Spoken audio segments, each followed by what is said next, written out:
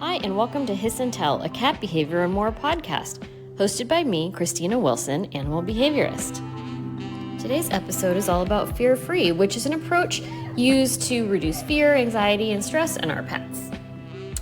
The program focuses on creating a calming environment, using gentle handling techniques, and employing strategies like positive reinforcement to make vet visits and grooming experiences less stressful for animals.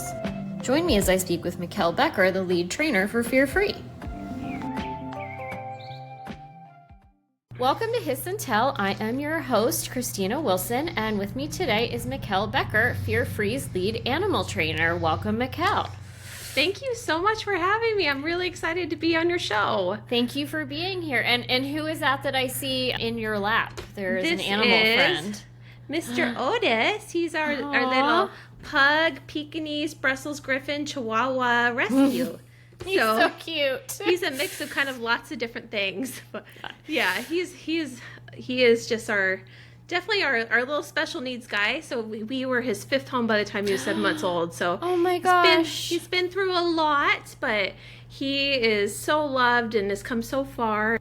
Fear-Free for him has made a huge difference with just helping him gain confidence, get over separation anxiety. And so, I think that's the one thing that people always have misconception of is like, they think that, it's like someone goes in with like a magic wand, behavior issues fixed. And, pets are so much like people. Everybody has their own personalities. Mm-hmm. Every pet has their own personalities and different things that we deal with. And so for us, it's just been helping him to feel calm and comfortable and have those good coping techniques to kind of deal with some of those big feelings that he has. Absolutely. He's obviously in great hands, and he looks extremely calm and Thank you. Carefree.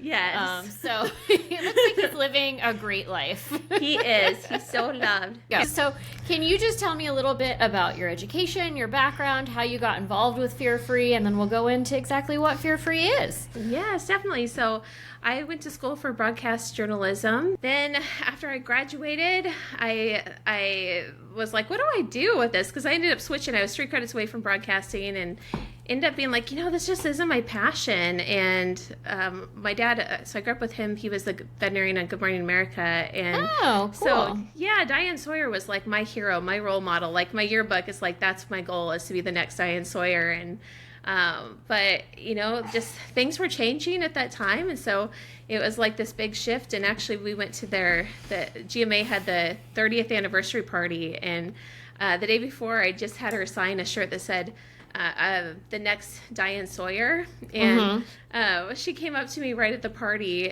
to me and my dad first thing, and she's just like, Mikkel, this career, she's like, you got to find something else. She's like, this is dog eat dog world. Everybody has razor blades in their pockets. Like, it's rough, and you're a really nice person. You need to find something else. And I was like, wow, that was hard advice because, it's like, that's what I always wanted to do. But right. after graduating and also getting her advice, which I really did take to heart, like, I ended up finding animal training as a career. And so it's just been an amazing field. And I found some really good friends, and definitely the best advice was to find something else, and that something else for me has been animal training. So I've gone through different schools and have learned a lot, and then my dad started Fear-Free, and so being an animal trainer is kind of a natural fit to go into that world. And I remember, working and interning in veterinary hospitals and in some animal sanctuaries that were before Fear-Free, so I know that what it was like before, and it's been really cool to see that huge shift from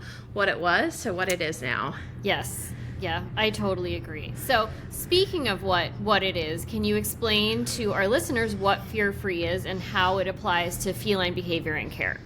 Yes, absolutely. So Fear-Free is all about reducing fear, anxiety, and stress for animals. And there are different ways that we do that, but a lot of it is through certification. So teaching professionals how to lower fear, anxiety, and stress for animals in their care. So really prioritizing emotional well-being during the delivery of physical care. So it really started off in the veterinary industry, so helping to have fear-free veterinary care for pets, and has also transitioned into grooming and pet boarding and daycare, pet sitting, animal training. So it's all about prioritizing the animal's emotional health. And so that's really, so when we think of like veterinary care, for instance, a lot of times in the past it was done, sometimes at at the expense of the animal's emotional well-being. So a lot of times, like whether it's nail trims, blood draw, whatever it might be, sometimes the dog or the cat, a lot of times they were held down. A lot of times care was done kind of because it needed to be done. The physical part of care needed to be done. So it's just kind of like that get it done mentality, but get it done definitely doesn't work in the long run. And so Fear Free is all about teaching professionals how to lower fear, anxiety, and stress. And so there are Fear Free certified practices, Fear Free certified professionals that you can find, and then also some really cool free resources for pet owners on fearfreehappyhomes.com. So that are all about ways that we can help our pets to be less stressed at home, and if they're receiving any type of care, whether it's at the groomer or the vet, or maybe we're going on a road trip with them. Yeah, that is all amazing. This totally goes outside of people and their domestic animals, but I was wondering if you guys at Fear Free work with like zoos or rescue places to teach people how to do cooperative care with, let's say, like larger felines. Absolutely. So no, definitely. Cooperative care is a huge part of Fear Free. And so our Fear Free Animal Trainer certification really focuses a lot on cooperative care. And we have a ton of continuing education for anything cooperative care related, and a lot of our trainers too, work in zoos, work in sanctuaries, and are working with some of those bigger animals, and also we have some videos even on the course of orangutans, for instance, or other big large animals that it's absolutely possible. I think in some ways it's been harder for people to embrace doing this for smaller animals in some ways, because it's like, I think it makes logical sense. You can't hold down a whale or a dolphin for a blood draw. You can't force an orangutan to, let you brush their teeth. It's more, but with dogs or cats, I think in the past, it's just like, oh, well, this is just, we'll just get it done. And so I think that's been one of the big challenges, and one of the big hurdles that Fear Free is really helping to overcome is that piece of like, our animals at home deserve just as much compassionate care and humane handling as any big animal does too. So really we want to kind of treat that almost as like one and the same, and very similar training between them. Yeah, I totally agree. Another question that I think would be really helpful for our listeners is, how do you recognize the early signs of fear and anxiety in a cat? So I think a lot of times we miss some of those like subtle signs. So really pay attention to always looking at the ears, the tail, kind of the overall body. So where's the cat leaning? Where are they looking? A lot of times when someone's like petting a cat, for instance, and they say the cat bit without reason, like they weren't warning, like there was a lot of stuff kind of going on for that cat, and the cat's trying to be like, hey, I'm not cool with what you're doing. But a lot of times we miss it because it is so subtle. But it can be like the little tail flicks. It can be the cat. A lot of times they're going to look over at your hand before they do the actual bite. So kind of look at where the cat's looking. If they're looking over towards your hand, maybe that's not what the cat wants in that moment. So that's where, doing those consent tests with them too. So where we can pet them on those areas they're comfortable with. So a lot of times, like the cheeks, so they're top of the head, under the chin. Some cats may like just above the base of the tail. Other cats, that's not a good spot, but it really depends upon the cat. But being able to, pet there for a few seconds and then stopping and seeing, does the cat lean in? Do they move away? What did they do? And so really paying attention to those things. But I think a lot of it too is like the body weight. Where are they leaning? Are they leaning away? Like there's those little tiny changes are huge changes for that cat. And if we can catch that stress early, it's really going to help us to be able to make those adjustments that can help them feel more relaxed for whatever type of interaction or care that we're doing with them. Totally. And the consent piece, I think, is really important. So even with our cats who we've been living with for a really long time, I'll try, I'm not going to say always, because sometimes, of course, I mess up too and I'll just grab them because I want to hug them. And then I'm like, whoops, that wasn't appropriate. But I try to, as much as I can, ask, is it, do you want huggies? And then if they back up, nope, we're going to respect that you didn't want to do it. Or if they want pats, I've found an effective way is to put my finger out, and if they sniff my finger and kind of rub against it, then they want pats. If they don't, they would like to be left alone. So I think there's little ways that you can kind of check in with your cats at home and see, do they want to interact with you? Do they not want to interact with you? I feel like pupil dilation is another good way to look at if they're really fearful or anxious. If they've got really, really big, wide pupils, that's often also a really good sign of if they're stressed. And we also had a cat who everybody was like, she slaps out of nowhere. And I'm like, she doesn't. She gives you like a real side eye. Yes, 100%. And if you haven't learned it, she thinks she's told you with her face. And because you didn't pay attention, then you got the soft skibbity pap. So yes, I think even setting up a camera sometimes, if you're patting your cat, if they're prone to kind of biting you or slapping you, set up a camera and see what came before the slap or the bite, and see what is that subtle sign, because I'm sure that there's one. Yes. I completely agree. Completely agree. Yeah. Just gotta look for it, because cats are very subtle, not like us. Do you like using communication cues or predictor cues? So like kind of giving the cat a heads up. So for instance, like, saying the word pet or loves right before you do the petting. I found I really love that, because then it gives that cat a heads up of what you're gonna do. And if they're like, yeah, not right now, like they can make that clear before we even have that physical contact. Yes. And we can also like make it an enjoyable thing. So we can, use that communication cue of pet or loves, and then we're pairing it with treats or maybe, something else that they really, really like. And so we can help build up their tolerance a little bit too, make it more of a positive. Yeah, absolutely. And I kind of just lucked into that, because our cat who passed a year ago, he was really adept at using the buttons. I love it. Yes. And so obviously we know it's not speech, it's not language acquisition, but it's associative concept training. But he was very, very good at it. And then by association, all the other cats learned what each button sound represented and would come running for each thing, right? So I love it. That's great. Yeah. So one of our other cats is now using his buttons. And so I can very easily say, hey, do you want to snuggle? Do you want a churu? Do you want whatever? And then they can kind of come or go as they please. So I can either just say it myself, or I can push the button, and whoever wants the thing will show up, brushies, like whatever it is that we're doing, and then it's up to them if they participate or not. So I love that. That has been super helpful, and I think that's one of the most helpful applications of those buttons is kind of being able to give cats more agency. Yes, I think that's so important. And I love the way that you've applied that into like your everyday life with your kitties. Yes, it's a little annoying, because we did make the mistake of giving a churu button, and that really gets abused, as I'm sure you can imagine. I bet so. It's pushed probably like 50 times a day. But what do you find to be like common stressors for cats in everyday life, and how can owners help reduce them?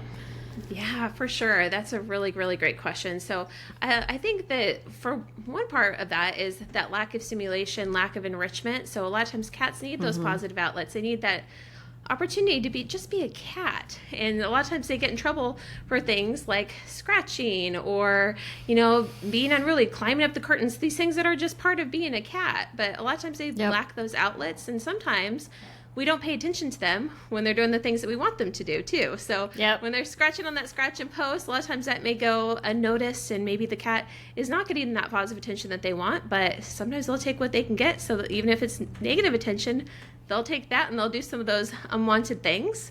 So definitely offering them a lot of outlets. So those vertical spaces, hiding areas, scratching posts, different toys, and, really rotating those out. So keeping them fresh and new. And I really do love the opportunity for cats to be able to hunt for their food. And so being able to have those opportunities, whether it's treats or part of their meal or their entire meal for some cats, being able to let them have more of that opportunity to really work for that food. And it can just be a really good experience for them that helps them to be more mentally and emotionally satiated at the end of the meal too. So it takes away kind of that mindless eating and turns it into more of that fun game.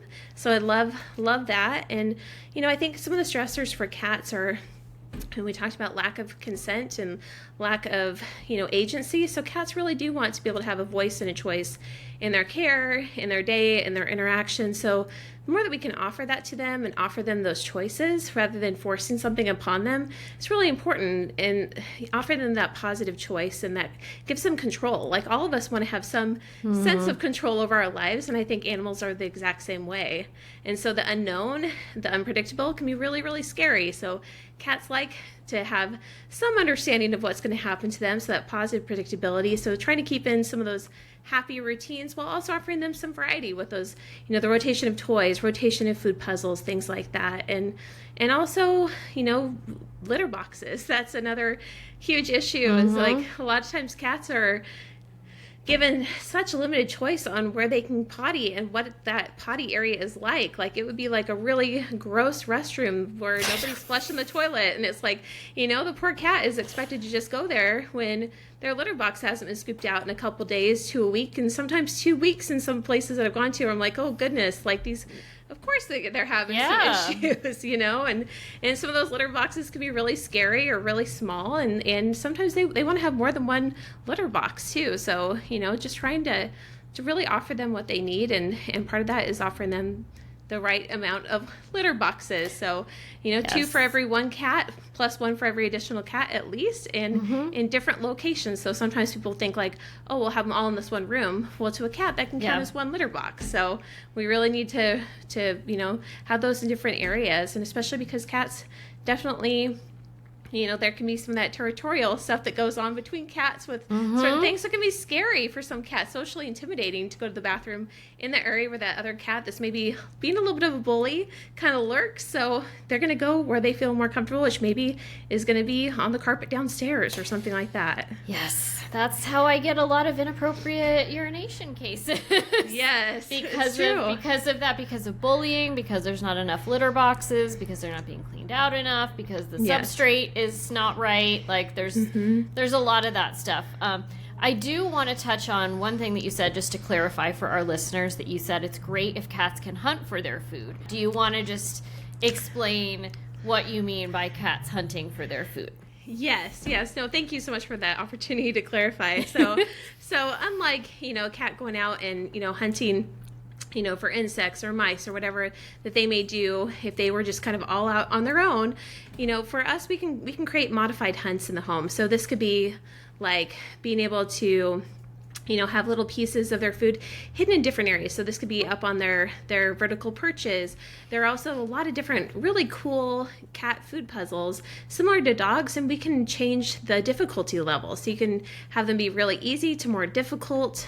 There are like puzzle board type of things that you can put their food on. Also canned cat food, and we can put, or any of those soft fresh foods that we can also put on different types of food mats. It takes them longer to really hunt that out. So we take it from a regular bowl, which can be mindless, boring eating, and we turn it into more of like an adventure and fun, and more of a healthy challenge for them when it comes to their meals. Yep, absolutely. And I will just say that our 10 cats eat their dry food that way. They have those little, I forget the company that makes them, but they look like little mice, and they have 3 holes in the bottom. And I love those. Yeah, we just put them in front of all the windows where they can see birds and chipmunks all day, and so they can do the full hunting sequence, right? They can do the like stalking and the pouncing, and then they can catch, gut, and kill and eat from the little mice, and they can kick out like one piece at a time. They love those things. They are emptied every day, and they'll come and find us when they need refilling and just be like, hey, can you please put some more crunchies in my mouth? And then they're ready to go for round 2. And it has been so helpful for some of the intercat aggression issues that we've had over the past year after the head of their house passed. It has been so helpful to like add more of those.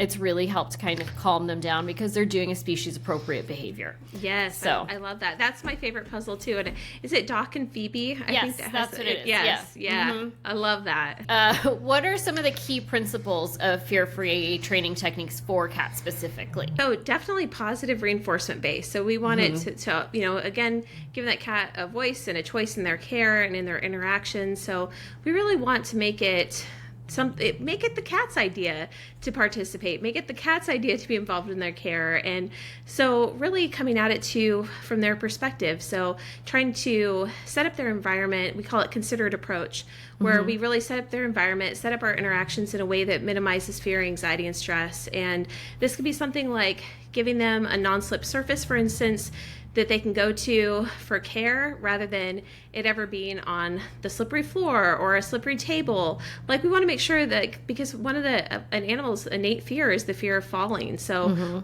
that's just one way that we can help to really address that situation from their perspective. So getting them comfortable to start off with, but also, doing that positive reinforcement based training, so where we can teach them what we want them to do, encourage it, build it up in little baby steps to that final behavior that we want, and also like that desensitization and counter conditioning. So, just really helping them to have better feelings about that experience. Maybe gives them a lot of stress, just helping them to feel like, oh, I guess this isn't so bad. And actually, this is actually kind of cool. I don't mind this so much. So the more that we can really address that behavior at an emotional level to help them feel calm and comfortable, the better off they're going to be, and the more cooperative they're going to be. And I think, like, when we think of misconceptions about cats, so back before Fear Free, like a common term that people would use during veterinary care is, or that would even be on cats' kennels, in the back would be fractious cat, caution fractious cat. And now, like with Fear Free, it's like more,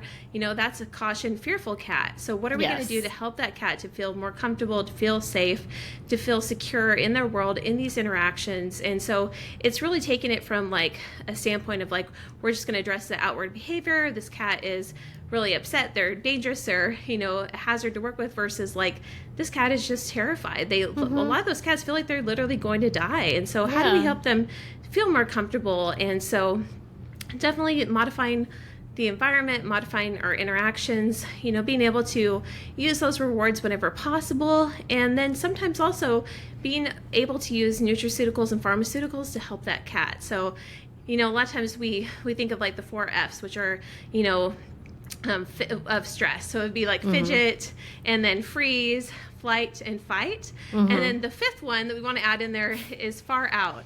And so, like, for those cats that are just like, really stressed, maybe those cats have never had hands on them ever before, we want to put them in that far out state. So that number 5, where it's like, hey, we're just like, I'm just chilling, man. Like, I've had a few drinks, I'm kicking back, or, here in Washington State, that feeling of like, maybe you had an edible and you're just feeling nice and relaxed. Like, we want the cat to be on like that, in that kind of state, rather than any of those fearful states. We want them to be like, oh, this is okay. And why that's important is it's helping to reduce those fear memories, because those fear memories, it's trauma, and the body doesn't forget. It's like that the body keeps score for people. Same thing with pets. The body does not forget what happens when they're afraid, when they're terrified, when they think they're going to die. So we don't ever want them to be in that state. And that's where sometimes, like, where your pet's vet really is critical in that process, is like looking at, maybe maybe it would be beneficial for this cat to add in nutraceuticals and pharmaceuticals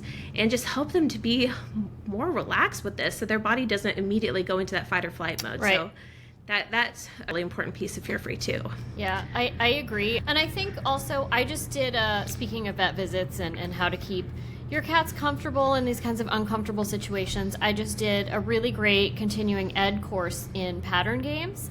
And it was really spoken about that they're very helpful for cats going to the vet or going in like to uncomfortable situations, moving, doing things, so that they have a game that they're used to doing, right? And then you can present it again at the uncomfortable situation to help them kind of just tap into like, this is a comfortable space, I know this pattern, I know what's going to go on here, this is predictable, and then you can proceed from there. So this was new stuff for me. It was a really cool class to take and to kind of learn all this new information. So I just want to throw that out for people, that if you're interested in kind of pushing it further, pattern games are an interesting new thing to learn that you could use to help kind of reduce anxiety in your felines as well. So can you give us some examples? Like, I'm now eager to learn. Like, I know of like a couple I can think of right offhand would be like the 1, 2, 3 game. Yeah, 1, 2, 3 is one.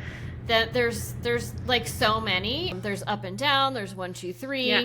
Oh, there's one called Look at That. Oh, Super Bowls is the really good one that I think would be helpful. I think would be really good for being at the vet.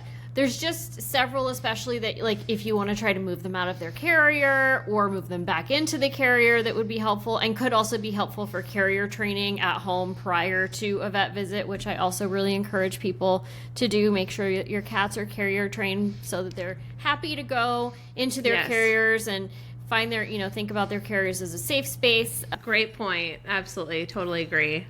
That's what you want to see, so many cats, that's the biggest stressor, I think, for a lot of them is, like, just from the very start, they are being, pulled out from under the bed, when the carrier comes out, it's like, oh, crap, that thing's here, like, nothing good happens when that comes out of the closet, and so, it's like, the more that we can turn that into, like, fun, frequently used feline furniture that's just, exactly. out, that, and it's comfortable, has their nice bedding in there, maybe a warming pad, like, encouraging them to go in for little treats or play and, maybe even like their meal. Like, there's so many things that we can do to make it more of a friendly place. And then that carrier can also stay with them. So if they're needing to stay at the vet, one option is to be able to have that stay with them. So it can be in their cage with them, to offer them a perching place and a hiding place. And so lots of cool things that we can do that can help them to really make that, their safe space. And a lot of times they can be examined right in there. A lot of times blood draws can be happening right in their safe space. So we don't have to pull them out once they get to the vet. They can a lot of times just chill right in there. And that's a perfect place for them to be. Yeah. So that brings us into talking about vet visits, which are, like, notoriously stressful for most cats. I've had a few cats who just love going to the vet and love being like, it's me, I'm here. Yeah. Attention, everyone. But for most cats, they hate going, which I get. I hate going to the doctor myself, so I totally get it. But how can cat owners kind of prepare their pets for a fear-free vet visit, or for just getting their cats ready in a fear-free way? So as you mentioned, definitely that carrier preparation is super important. And then also being able to give that cat the option to hide when they're in the car, and also when we take them into the vet office. So a lot of times we recommend putting like a towel or blanket over 3 sides of the carrier or crate. So that way they have the option to hide, but if they want to look out, they have that option too. And definitely when we're carrying that carrier or crate, we want to really support it, from around the sides, underneath, rather than just having it by the handle or the strap where the cat can kind of be flying everywhere. That's really scary. We don't want it to feel like an amusement park ride for them. Right. We want them to feel nice and secure, and that's our safe space. So and also when we're placing it down. So a lot of times, like when you go to a fear-free certified practice, you're going to see things like carrier parking spaces. So where they actually have these elevated spaces that are stable, that you can put your cat's carrier up high and out of the way, so they're away from walking feet going past. Also, ideally, we also have separate entrances for dogs and cats. Yes. But even if not, a lot of times we can accommodate it in ways like, a lot of times rather than having to wait in the waiting area, a lot of times we can be ushered right into the exam room. So a lot of times you can do call-ins to be like, hey, I'm here. But rather than waiting in the lobby, it's a lot less stressful to wait in the car, because they've actually shown with research that one of the most stressful parts of the vet visit is the lobby itself. That can just be a stew pot of stress. So sure, if we can avoid that altogether, super, super helpful. And then when we go in there, we can encourage our cat to come out of their carrier if they want to.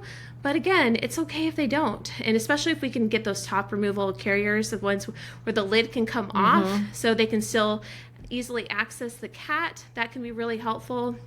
And some cats really like to hide, so we can offer the option of a blanket or a towel. But for some cats, that can also be stressful. So if they've ever had the negative experiences of being kind of wrangled with a towel or blanket, that's not going to be comforting. And so we want to really do what works well for that cat. But for those that do like to hide, that's super helpful, where we can just expose that one area of the cat that we need to see at a time, rather than them being, all of them out there exposed, vulnerable. A lot of times the cat's going to feel safer in their own spaces, or sometimes at some vet hospitals, too, a lot more nowadays, there are elevated box areas where the cat can go. So even if they got out of their carrier, they can find other places to hide, so we can access the cat that way. So it's just all about making them feel comfortable and relaxed, and rather than kind of sometimes like in the past too, you may see the person kind of pulling the cat out of the carrier, trying to dump the cat out. Yeah. We want to avoid that, and we can encourage and coax the cat out with, some toys, some, sometimes like silver vine or things like that, if it's something the cat likes, some treats. So there are lots of ways we can encourage them to come out. But again, if they're not feeling it, we don't have to force it ever to. Right. How can owners find out or make sure if their vet is fear-free? Because I think a lot of people don't know, is my vet fear-free? Or are they not? Like, what's going on? Yes, definitely. So if you go on fearfree.com or if you go to fearfreehappyhomes.com, both of those have a zip code searchable directory of fear-free certified professionals and fear-free certified practices. So you can find those that are closest to your area. And then I definitely, talk with your vet. So even if they aren't yet fear-free certified, like it's absolutely very, very doable for them to go through it. So that's definitely something that more people are asking, specifically asking for, because it's like we can want this for our cat. We can want that emotional care for them, but it's really about, making sure that the staff is invested and that they have the knowledge to know kind of what to do as well. And there's also, some other options as well. So, we think of like, there's the low stress handling certification or the American Association of Feline Practitioners. There's gold and silver cat friendly practice certifications. So those are some other things you may look at for other types of certifications that also can really complement fear-free certification, or, can be something to look for. So, for those people that, if you just want to find someone that's really on the same page, I think those are some good places to look. Okay, great. That's really good information. So how can fear-free techniques help with like specific behavioral challenges such as like aggression or inappropriate elimination? We already talked a little bit about inappropriate elimination.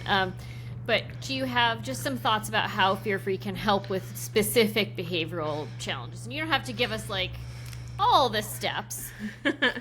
No, for sure. I think it's so important. So many times like behavior and health go hand in hand. So a lot of times if that pet isn't feeling great, a lot of times you're going to notice the first changes you're really going to see are almost always going to be behavioral. So when you do see those changes, like it's important for us to not just chalk it up to, the pet's being snarky or he's just getting old. Right. A lot of times that pet's just not feeling great. So that's where, ensuring that your pet does have that veterinary oversight and continually has a vet oversight as they're going through this behavior modification. So, being able to see, are there any underlying issues that may be contributing to this or worsening this or causing this? And so especially if we see any sudden behavior changes or, anything like aggression or that peanut outside the box, definitely super important to be able to see if there's some medical component.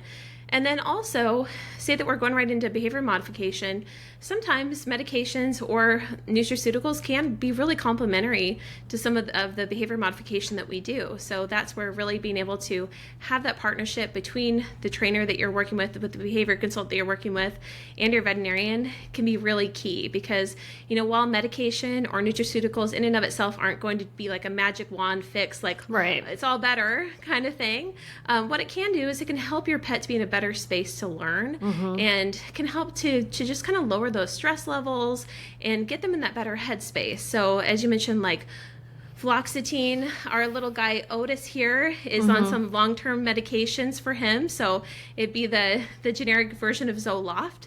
And for him, it's made a huge difference because otherwise it's like his body, it's just like with people. Sometimes people like benefit. I have Hashimoto's disease, I have to take a low thyroid medication every day. Yeah. And, and it's just that helps me to be normal, to be stable. And, and same thing, I was diagnosed as an adult with ADHD. When I'm not on my ADHD medication, like being pregnant, it's really hard. Like I don't do as well. And so it's like there are certain things that we need.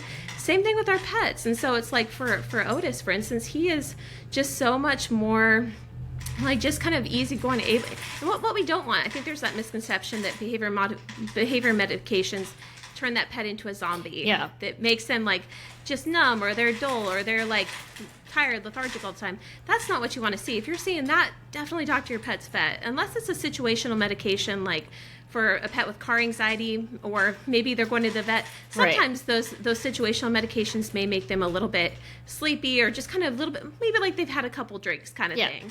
But and that's okay for those situations. But long term, what we want to find is just something that helps them to overall just be more relaxed, more themselves. That's what you really should see from a medication. It's just letting them be more themselves and get back to that space. So I think that those can be really beneficial for helping our pets to be in that right headspace, to really retain the information, to be able to, make the most of the training that we're actually doing. I suggest those types of medications for some of my clients whose cats are obviously above threshold. Yes. Just because if your cat is so anxious, your behavior modifications are not going to be successful if they are so over threshold that nothing can get in. Right? Yes. And so I think for some animals, they're really a necessity for them to be able to recover at all. You need to be able to bring them back under threshold so that then everything that you're trying to do is able to be effective. And then you can wean them off the medication if they're doing better. Yes. I totally agree. Yeah. 100%. Yeah, because it's hard when you're in that fight or flight state. Like your long-term learning is impaired. You're not able to take it in, and you're just not in that state. And so if we can just help them to get to that state where their body is like actually able to retain and being able to have those positive experiences, that can make all the difference. Like I think of myself, like I had a really, really bad phobia of flying for years as a teenager. Yeah, it is horrible. It's like the worst. It was absolutely the worst. Yeah. Debilitating. And I'd worry about it for weeks to months, like where I'm like, I don't even want to fly anywhere. I don't want to travel. I'll take a boat. I'll drive there. Like, and it's just ridiculous. But but you can't like when you're in that state, there's no reasoning with that person. Like people try and reason with me, like, you're fine. Airplane travel is so much safer than everything else.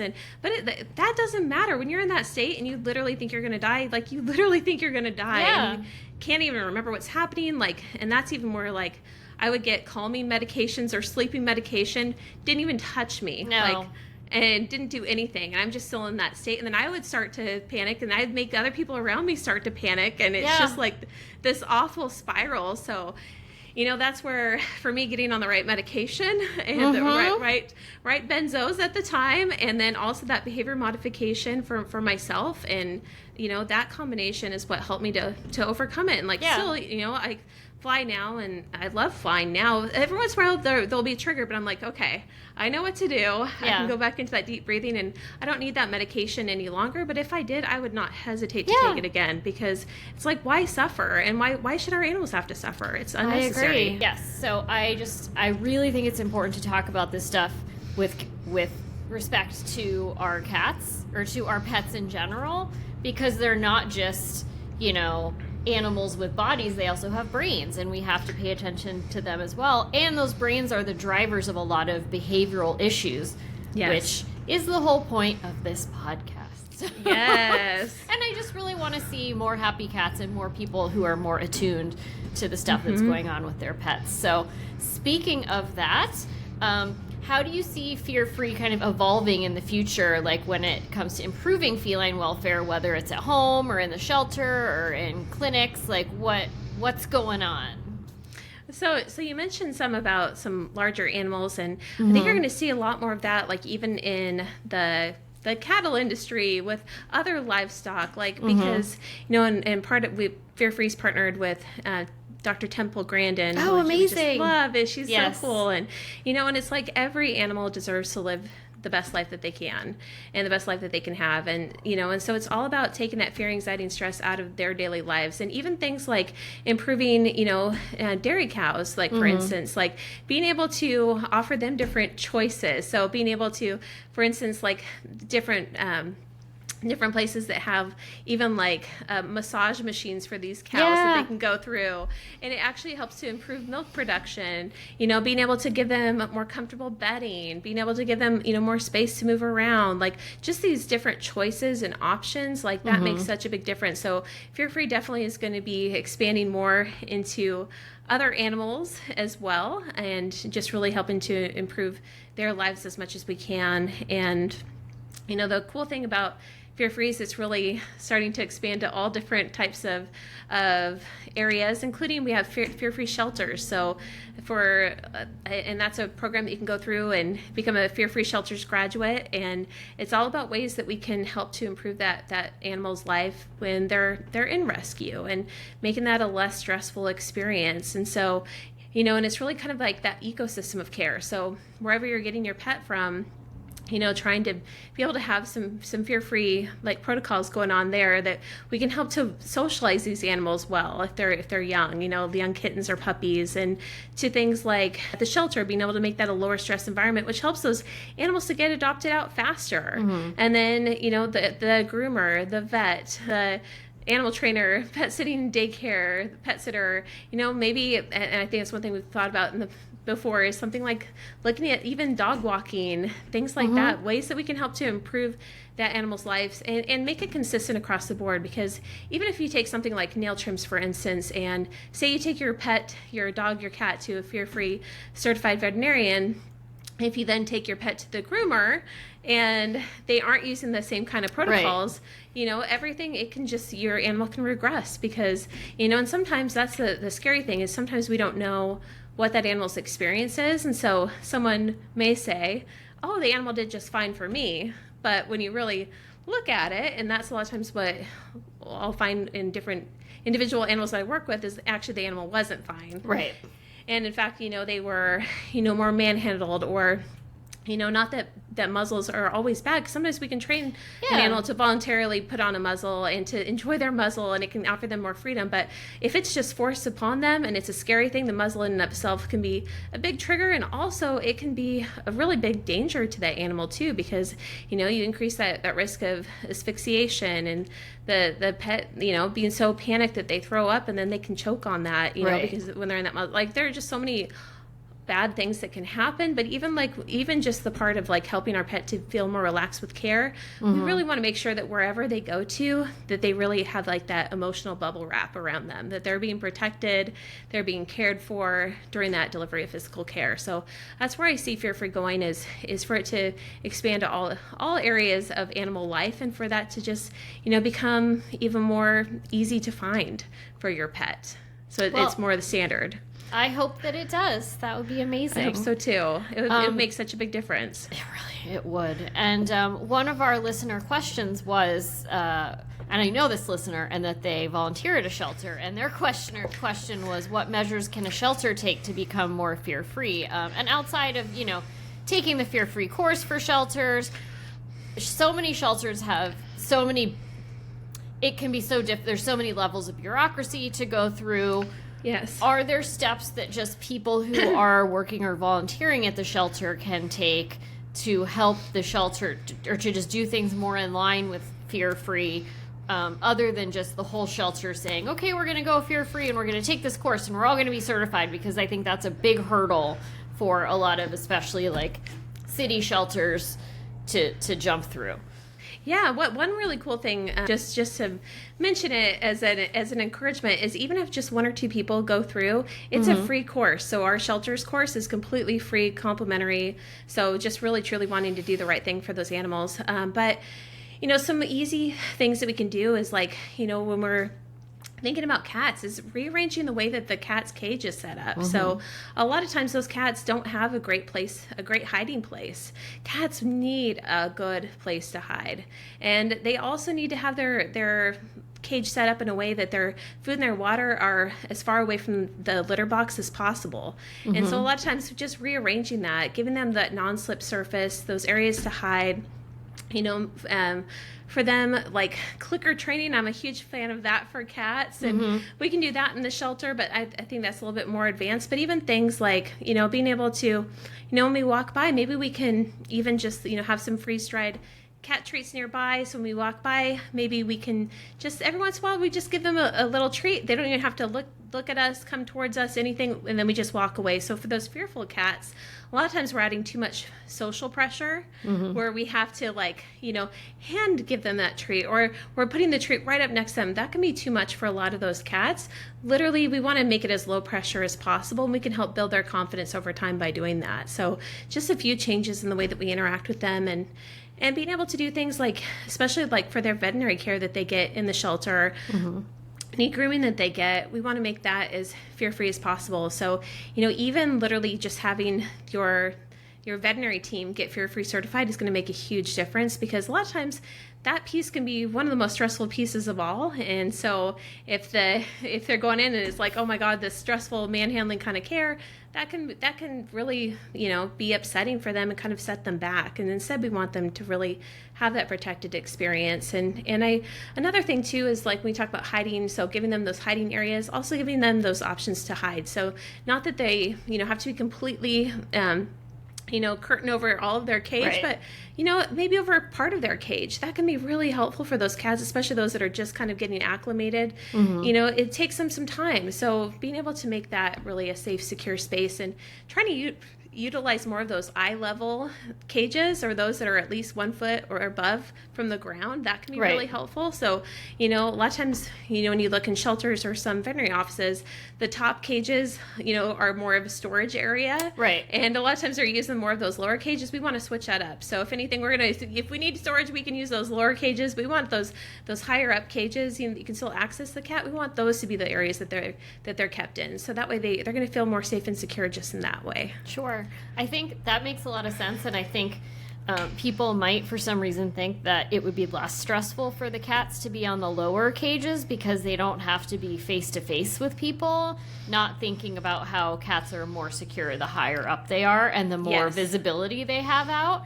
So I think that's an interesting point that you bring up, and it's an easy switch that you can make, just right away. Absolutely.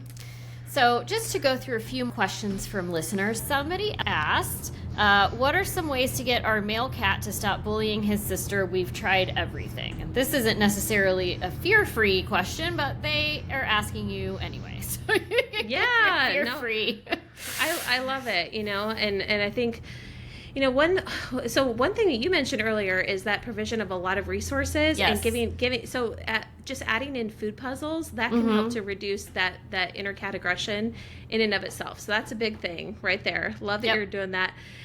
So I would encourage something like that too, and make sure there are ample resources. So for litter boxes, bedding, water, like anything that cat needs, like making sure that there are ample resources in different areas of the house. So sometimes that can just be a thing. That can cause some tension between cats. I'd also make sure that cat that's the bully cat, making sure that they are getting enough exercise and mental exercise. So sometimes, like, it can just be, that stalking, that kind of play behavior, but the other cat doesn't like it. And they're so bored. it can be really, yes. So making sure that they get enough enrichment and enough play and stimulation, and so that's something that we can really work with them on, and make sure they're getting enough of that outlet, and also vertical spaces. So just by having more vertical spaces in your home, you're increasing your square footage of your home and the areas that your cats can go to, and also giving them better escape routes. So say that they, rather than the cat having to dash out of the room, maybe they can just go up to a high space to kind of get a little bit of space and to feel safe again. And so that helps to take away some of those chasing sequences too. And we can go all the way to, in some cases it's, being able to kind of go back to basics with those cats and doing more of that reintroduction. Yep. And so sometimes we'll have them, teach them to wear their kitty harness, or one or both of them. And, sometimes medications too. So, you talked about beta blockers, for instance. Sometimes that can be really helpful for that more fearful cat. That can be something you talk to your veterinarian about. So helping to kind of keep their body from going in that fight or flight mode, help them to feel more confident. And, sometimes one or both cats may benefit from medications during that process. So that's definitely something that the veterinarian can be involved in, and being able to teach them just some basic behaviors, like look at that. So they can look over at the other cat calmly, and then they can look back at you and get their reward. So, things like that.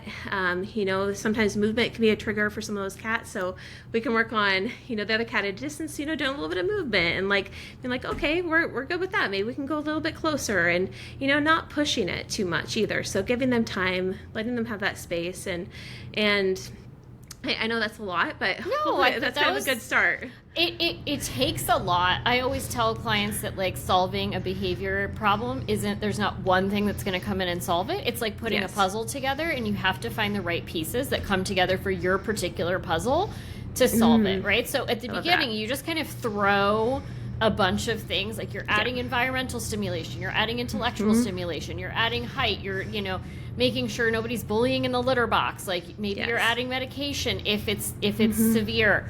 One other thing I like to tell people in this kind of bullying case, and it sounds really stupid, but it can be very effective, is to put a collar with a bell on the bullying cat.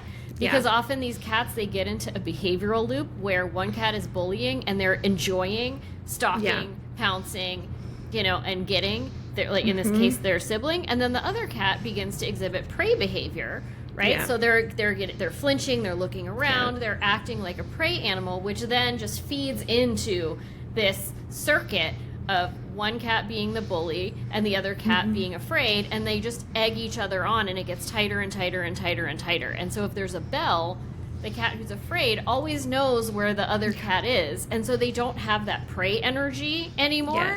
And that sometimes alone, if it's not a severe case, can stop it, because it's not fun for the aggressor because they can't be sneaky, and then the other cat is no longer exhibiting that prey energy, and so sometimes that just alone stops it. I love it. So simple, but so powerful. It sounds so dumb when I tell people that. They're like, that's why I paid you to tell me to put a bell on my cat? But it can really be effective. So yes. And I think a bell's also fear-free. It's not really doing anything to anybody. No, I love it. I think that's really important and a really great tip. Somebody else asked, is it too late to start desensitizing 3 cats to car rides? If not, how would I do it? So I would say that we can definitely start to work on that really at any age and stage. I mean, ideally we start off young and we do it preventively, but a lot of times we have just what animal we have before us, and that's who we have to work with. And so we're just going to go from there. And, definitely, so we talked some about the carrier training, so getting them really comfortable in there. And then starting to break down the process. So, each cat having their own carrier, being able to practice them going into their carrier, making that part of their daily routine. So maybe that's where they go in for treats, maybe, feeding part of their meal in there, playing with them in that area. So we can get them to ideally go in there on cue too. So, and the cue just maybe, maybe it's mealtime or whatever it might be, or we have a word, or we have something that encourages them to go in there. So that makes it easy for when it is time to go travel. Right. And then we can start practicing things like closing the door on the carrier, and then starting to pick up the carrier, give them a reward while they're in there, and then let them back out. And then, when we talk about desensitization and that counter conditioning, sometimes medication also can play a role in that. So if the pet cat is really, really fearful, again, we want to get them in that better headspace where they can learn those positive associations, have those better memories built. So that can sometimes complement some of the training that we do. And when we're taking them, initially we may take that carrier and just put it, maybe, on a big sturdy table, and then we take them back down. So we don't even take them out to the car to begin with. Then we go out to the car, we set them in the car, maybe we get some treats or petting or whatever it is that they enjoy, and then we're just going right back inside. We do the same thing, maybe the next day where we turn on the car, don't go anywhere, we go back inside. We turn on the car the next day, maybe put it in drive, put it back into park, go back inside. So, we can break it down and make it really, really, manageable into those really manageable pieces. So very similar to the car anxiety for dogs, we can treat it, similarly with cats. So they can definitely learn, and especially if they have that safe space, their carrier. I love sleepy pods for that reason of just them being crash tested and approved and really protective. So I love those. And the other good thing about those is that you can actually strap those in, so it limits that slipping and sliding, because that can be part of the scary part of being in the car is the carrier slipping or tipping, sliding off the seat. So making sure that they feel secure in there is another important element. So Those are all good tips, and I always like to remind people that it's going to feel like you're going at a glacial pace for you when you're doing desensitization and counter conditioning, but you want to break everything down into the tiniest, most minute little bits, and then reward, and then advance, and it will feel very, very slow, but when you do it right, you should never have to do it again, and then you'll have a very happy, adapted animal. So just to put that out there, it always seems like, even when I do it, I'm like, oh, this is excruciating, but like, it does serve you in the end, so it's absolutely worth it. Someone else said, we have a dog that is super jealous of the cats. How can we help her not to be?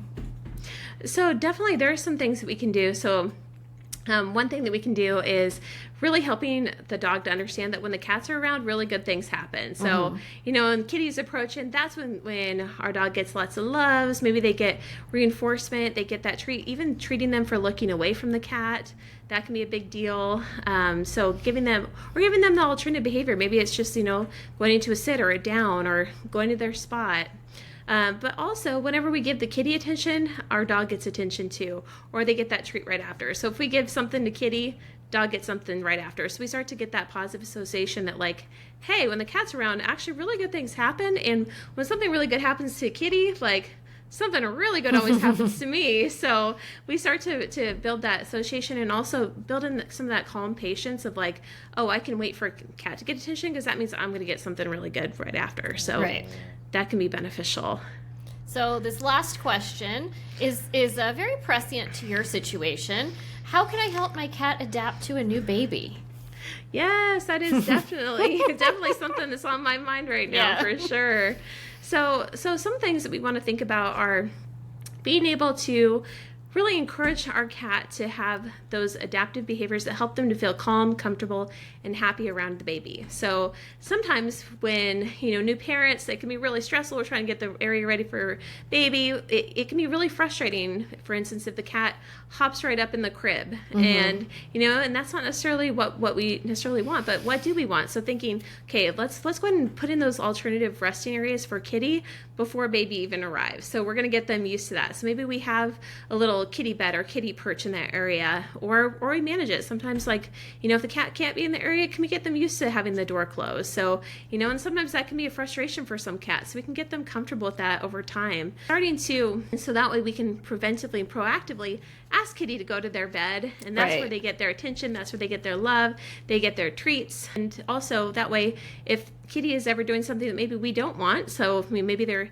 scratching on the edge of the crib, or they're getting in the crib, or they're, maybe we just need a little bit more space from baby, like we're changing their diaper or something like that, we can have our kitty go to the other area where that's where they get all that good stuff that happens. So giving them those alternatives, getting them used to those sounds. So playing sounds of baby, crying at a really, really low level, perhaps during mealtime or while we're playing with them. So we can get them used to those sounds. And as they're getting used to it, we can start to turn up that volume a little bit more and do it in other areas of the home. So it just becomes part of their normal everyday life. Getting them used to the equipment. So, stroller, all of those things that maybe, could be a little bit scary, like pairing that with, that's when, we're playing with their favorite wand toy around that. Maybe we're giving them treats around that. We're petting them around there. So getting them to where it's like, oh, that car seat, that stroller, like, or that swing, that maybe that could be also alarming, or like, ooh, what's that? Like, giving them, alternatives too. So, alternative toys, or just, pairing that with positive. So the biggest thing is just really, most cats do really, really well with babies, and it's just, giving them that positive direction. So the more that we can make it like sight, smell, sounds of baby, being able to, take home something from the newborn before we even go back home for the kitty to smell and to have something really positive happen. So as they get that really special treat or that playtime, and so that can be really helpful too, and helping to get our cats on a schedule even before baby arrives, so that way it's not like, okay, baby's here, all my tension's gone away, life has changed for the worse. We don't want that. We want it to be like, baby's here, and oh my God, kitty, you have a great life, you've been having a great life, like, and you're used to this. So if we do expect a change in our schedule, maybe we can add in more enrichment for our cat. So maybe that's where we're adding in, additional, food puzzle things or different independent toys, or we recruit other people to interact with Kitty too. So that way, they still have their own outlets and it doesn't feel like I'm missing out just because baby's here. Right. And all of a sudden my attention's taken away. Instead, we want them to think like, baby's here and I'm comfortable, I'm relaxed, I'm prepared for this. Yeah. Those are all really, really good ideas. I really like the ones about like playing the crying sounds and baby sounds too, because, Cat's hearing is so amazing, and that literally I never thought of doing that. So that's a really smart idea. Very, very good stuff. So I want to thank you so much for taking all this time to talk with me and for giving all of us so many amazing ideas and all this great information. Do you want to tell our listeners again where they can go to access more information about Fear Free on their own? Yes, absolutely. So just fearfreepets.com or fearfree.com and fearfreehappyhomes.com. So both of those are great sites, and you'll find a lot of great information on there. All right. Well, thank you again so much, Mikkel. I really, really appreciate this. This was so informative. And yeah, that's it. Such a joy to be here with you today. Thank you so much. Thank you so much. Thanks for listening. As always, if you enjoyed the podcast, please go ahead and give us a rating and or a review. We'd super appreciate it. You can find our social medias, Instagram and TikTok at Hiss and Tell Podcast. For cat behavior consultations, go to catitude-adjustment.com. Music provided by Cat Beats.